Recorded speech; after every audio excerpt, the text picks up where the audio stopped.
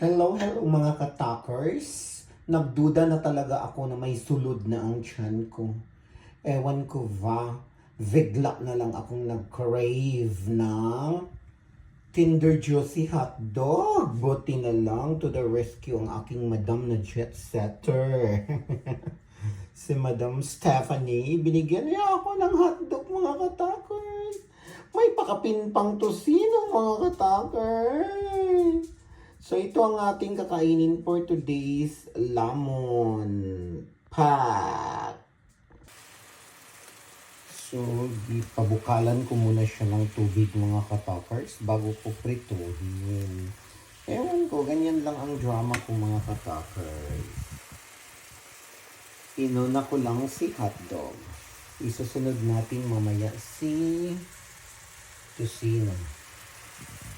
Yan mga katakers.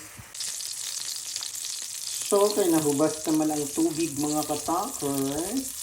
Mantika na akong gibutang. Na siya na fry sa atong Kinder Juicy hotdog from Philippines. Yan mga katakers.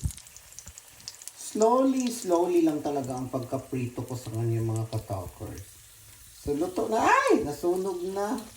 Tama na itong mga katakers. O, mga una itong mga katakers. Next pa di ay nato ang tosino. So, muna niyang atong sudaan mga katakers. O, hotdog, Kinder Juicy hotdog, at saka tosino. Yan! Super lami ang ating ulam for today. Ngayon lang ako nag-crave nito. Tapos binigyan ako ng friend kong jet setter si Madam. Charot!